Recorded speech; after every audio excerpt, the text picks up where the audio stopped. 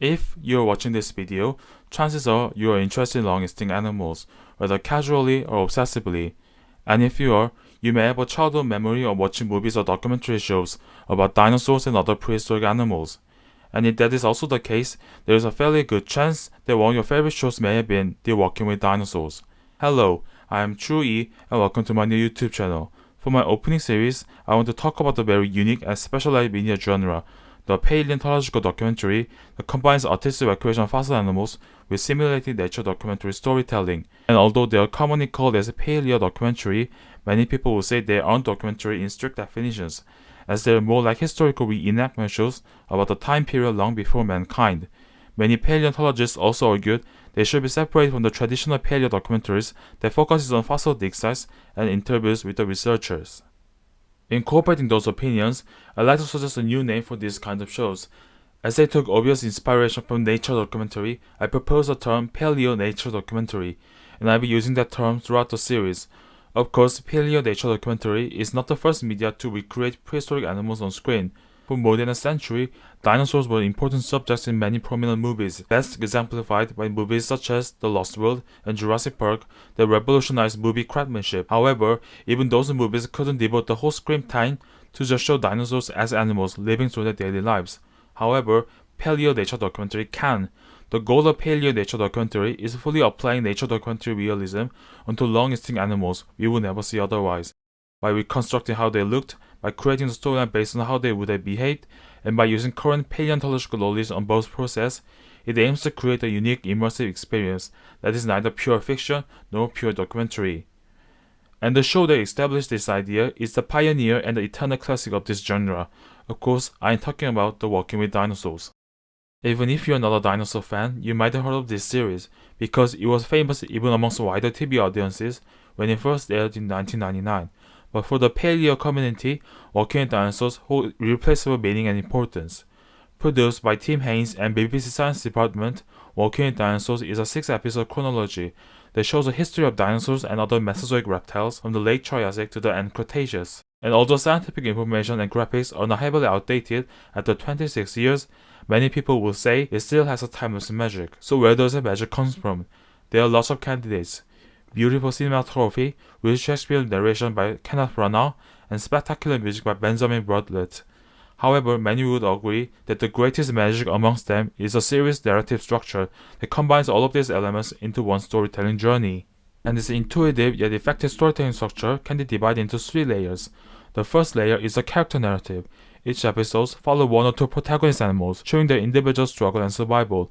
But there is more to The Walking with Dinosaurs than just character arcs, because each episode also puts a lot of efforts into fleshing out the ecological relationship between species, creating an overview of the entire ecosystem.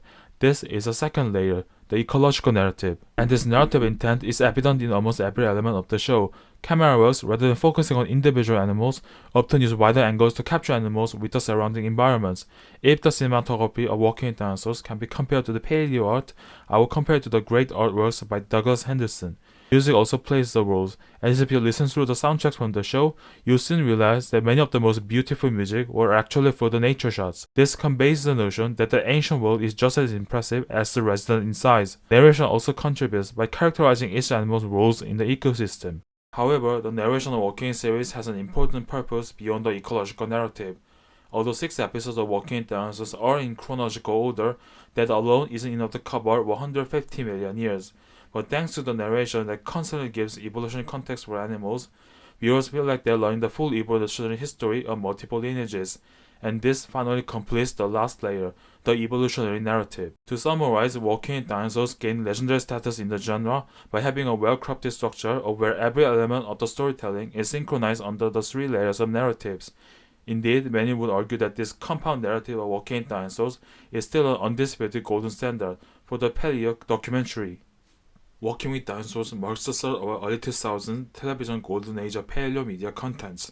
Tim Haynes and BBC Studio behind the series would later create Walking with Beasts and Walking with Monsters that took the same format and applied to the time period after and before the Walking with Dinosaurs.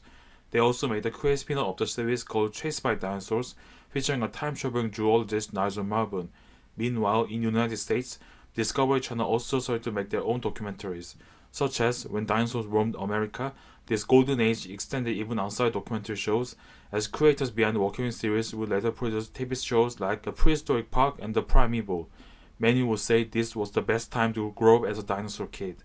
Meanwhile, 2000s was when paleontologists saw many big advancements. Following the popularity of Jurassic Park series, both the public and scientific interest to understand extinct animals as once living organisms increased substantially. This led to developments and refinements of several important scientific methods that gave deeper insights into the prehistoric world.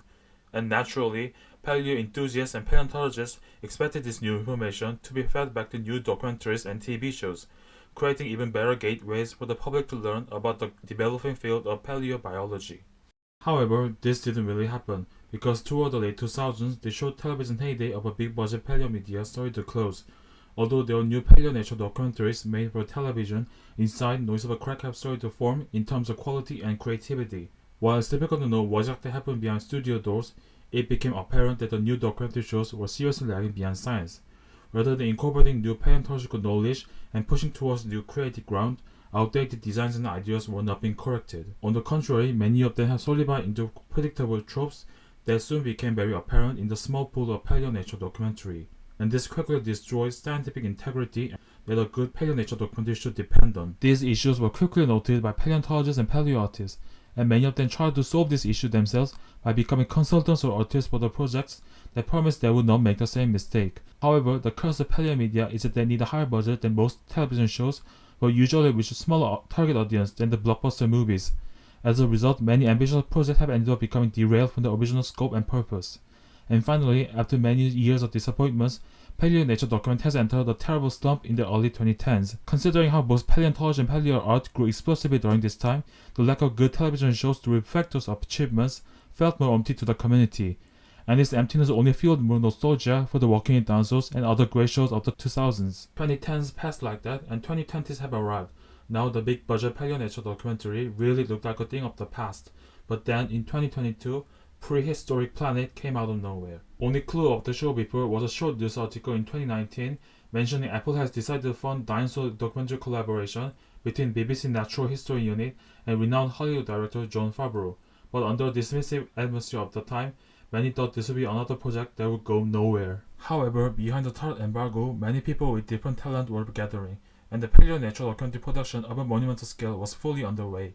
And finally, in 2022, paleo community got bombarded by teasers and trailers showing the most gorgeous renditions of Mesozoic animals ever created for television.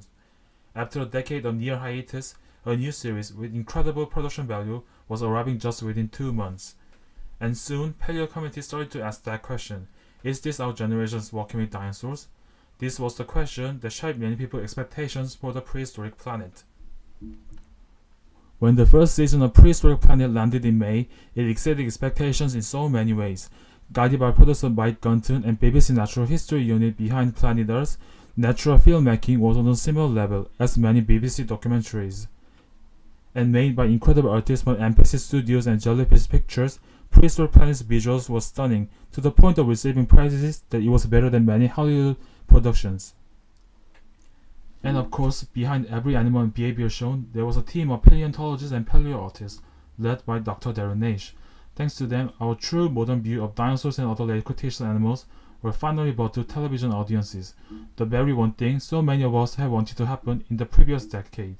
Without a doubt, Prehistoric Planet was a monumental revival of the paleo nature documentary genre. However, we must go back to previous question: was Prehistoric Planet truly our generation's Walking with Dinosaurs? Earlier in the video, I explained about compound narrative of Walking Dead series, a storytelling approach that synchronizes character narrative, ecological narrative, and evolutionary narrative. I also said this structure is what made Walking Dead Dinosaurs a golden example of documentary storytelling. However, Prehistoric Planet's storymaking approach was almost the polar opposite. Because from the beginning, concept behind Prehistoric Planet was to apply every aspect of BBC nature documentary making to the age of the dinosaurs, and this also influenced episode structure. Similar to Planet Earth, Biome provides a loose theme to each episode, but the actual focus wasn't simply illustrating animal behavior in great detail, and rather than having the whole episode centered around a single protagonist or location, each episode was an assemblage of shorter stories gathered from all over the globe. As such, Prehistoric Planet's approach can be best described as segment collection. It isn't really a secret that many people in paleo community say prehistoric planet's biggest weakness is the lack of true narrative. In the past, documentary shows with high investment heavily focused on building a spectacular narrative befitting the high production value. But Prehistoric Planet is an obvious outlier to this trend, being surprisingly narrative light despite high production value. As such, many say, although Prehistoric Planet was a major upgrade in almost every other department, it was a steep downgrade in storytelling. And for the people who grew up watching documentary shows full of prehistoric drama, the series simply wasn't the triumphant return of the Paleo nature documentary they knew. To them, the true return will be when the modern successor of the Walking Dead series arrives, a show that will perfectly combine immersive narrative-driven storytelling with cutting-edge paleontology. And although Prehistoric Planet was welcomed as a revival of the genre, it has failed to provide a clear vision for the future documentaries to follow. So despite having a good run, it seems that Prehistoric Planet series is going to be the dead-end experiment that wouldn't leave any lasting legacy. Unless there is one. In this video essay, I'm going to talk about the future direction for the Paleo nature documentary. But rather than following the footsteps of widely praised classics like Walking with Dinosaurs, I want to revisit Prehistoric Planet once more. That's because now I think that the discussions about Prehistoric Planet, whether positive or negative, has been missing the most important piece of a bigger picture.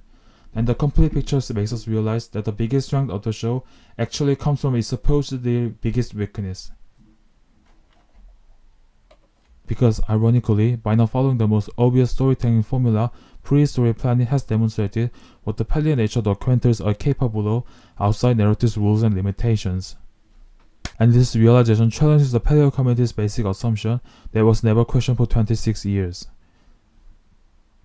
So, if you want to hear more, join me in this series of After Prehistoric Planet Beyond Walking with Dinosaurs, potential Paleo nature documentary outside narrative-dominated storymaking.